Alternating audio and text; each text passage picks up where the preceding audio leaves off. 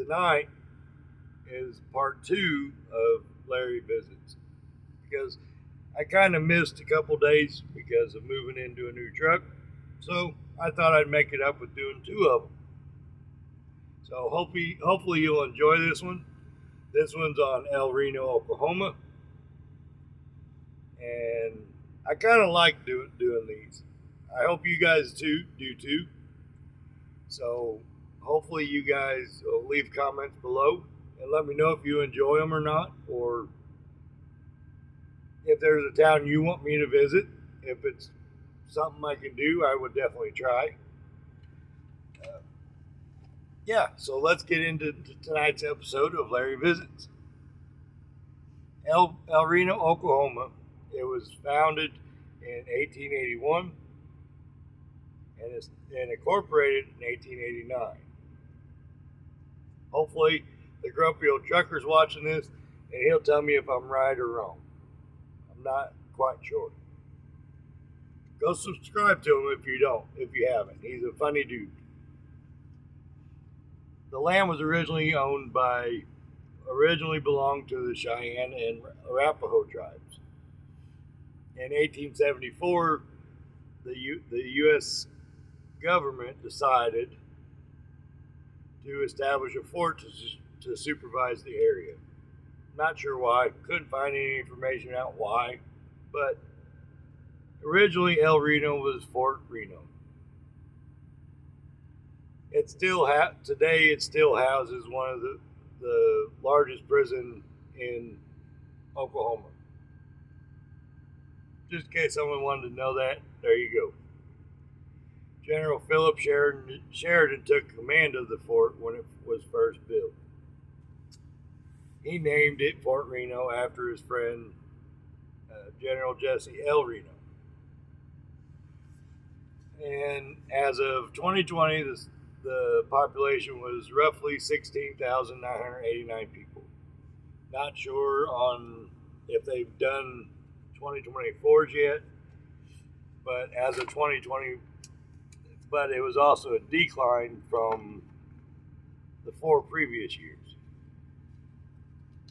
Which I'll get to that in a minute. There might be a reason why there's not that many people that live there no more. So don't skip through this just yet. There's more to come.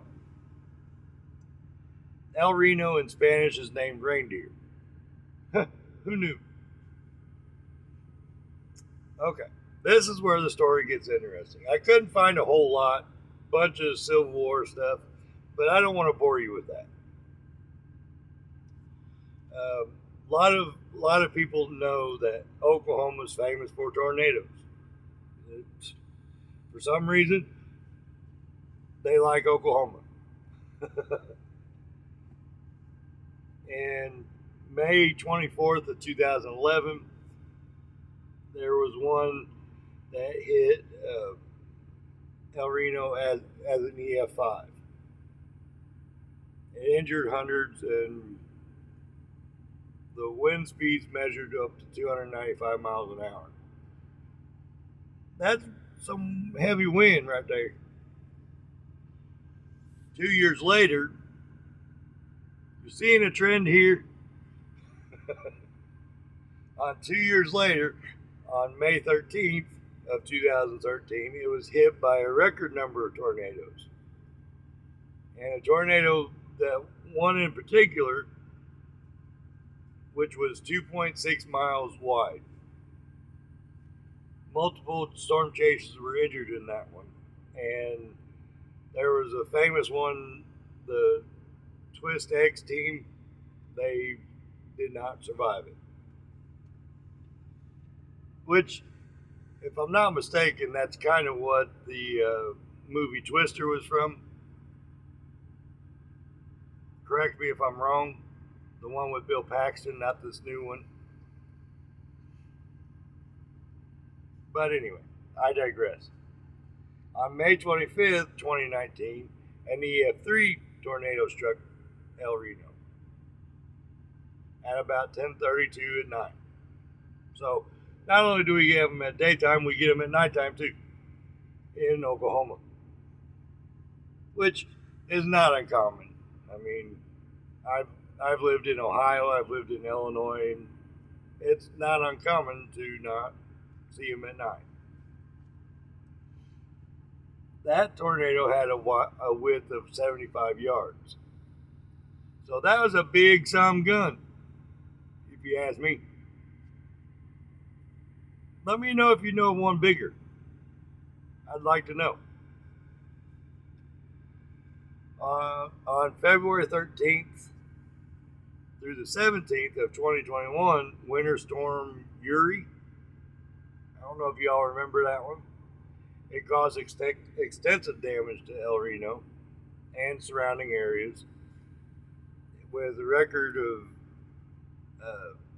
negative below zero weather, which, okay, I'll sleep like a baby in that. I love the cold weather. I'm a cold weather guy. And it left people without power and dumped more than 2 feet of snow around the area. Multiple movies were filmed in El Reno. Human Desire, which is a 1954 movie. I couldn't find any. I found the movie, but didn't know any of the actors in it or anything. No one really famous. Rain Man, if everyone remembers that one, had Tom Cruise in it. It was in 1988. Stillwater, which had Matt Damon in 2021. 13 Minutes, which was actually a documentary movie, part of a movie in 2021, talking about the El Reno, the May 13th, 2013 El Reno tornado. And of course, the new movie Twisters, parts of it were filmed here in El Reno. And what I found amazing was there was a filmmaker, George Kuchar, Kuckar. Let me know in the comments how you pronounce that, because I'm bad at butchering names. Just ask the grumpy old trucker. I hate trying to pronounce Oklahoma names. he would drive into El Reno and document the storm season, and staying at the El Reno Hotel. The film was later called Wild Night in El Reno. Some famous foods I found here in El Reno: the fried onion burger.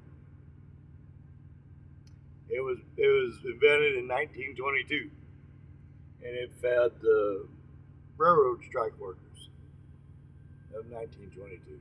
So I thought that was a little interesting.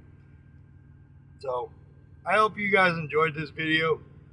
Let me know in the comments if there's a town you want me to visit. I will try my best to visit it. We'll see you on the next episode of Larry Visits. Yeah, I'm done.